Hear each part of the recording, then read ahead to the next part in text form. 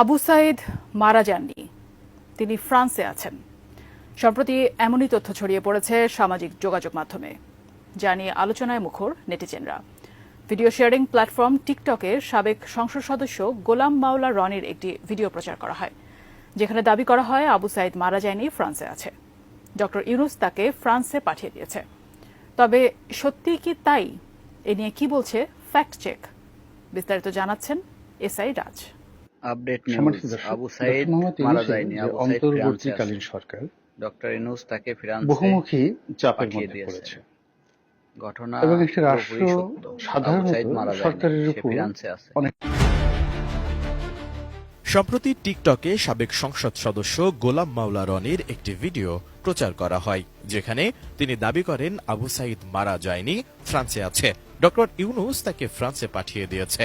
ভিডিওটি ভাইরাল হলে সামাজিক যোগাযোগ মাধ্যমে শুরু হয় তুমুল কাণ্ড। সবার প্রশ্ন, সত্যি কি তাহলে আবু সাইদ মারা যায়নি?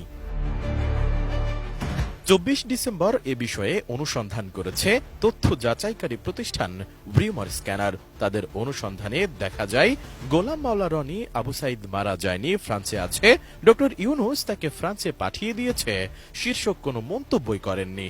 বরং তার ভিন্ন একটি মন্তব্যের ভিডিও ক্লিপের সাথে আবু সাইদ জীবিত গোপন তথ্য ফাঁস হয়ে গেল গোলাম মাওলা রনি শীর্ষক বাক্য বসিয়ে ডিজিটাল প্রযুক্তির সহায়তায় ভিডিওটি তৈরি করা হয়েছে।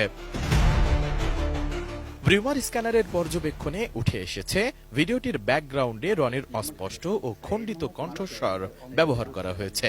তবে ভিডিওতে দাবিটির পক্ষে কোনো সুনির্দিষ্ট প্রমাণ উপস্থাপন করা হয়নি।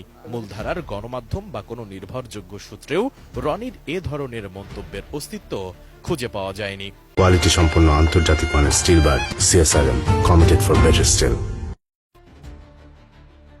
তাছাড়া রনির ভেরিফাইড ফেসবুক পেজ এবং ইউটিউব চ্যানেলেও আবু সাইদকে নিয়ে এমন কোনো মন্তব্যের সন্ধান মেলেনি। বরং গত 16 জুলাই তার ফেসবুক পেজে একটি পোস্টে আবু সাইদকে শহীদ হিসেবে উল্লেখ করেছেন তিনি। একইভাবে টিভি উপস্থাপক তানভীর তারেকের ইউটিউব চ্যানেলে গত 28 আগস্ট আমি শিওর শহীদ আবু সাইদ খুব লাজুক প্রকৃতির ছিলেন শীর্ষক শিরোনামে প্রকাশিত রনির বক্তব্যের একটি ভিডিও খুঁজে পাওয়া যায়। সেখানেও তিনি আবু সাইদকে শহীদ উল্লেখ করে বক্তব্য প্রদান করেন।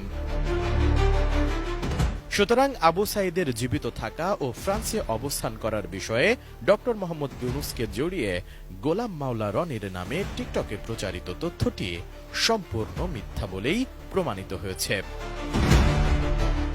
এর আগে গত 16 জুলাই কোটা সংস্কার আন্দোলন চলাকালে শিক্ষার্থীদের বিক্ষোভে পুলিশের গুলিতে রংপুরে বেগম রোকেয়া বিশ্ববিদ্যালয়ের ইংরেজি বিভাগের 12তম ব্যাচের শিক্ষার্থী আবু সাইদ নিহত হন।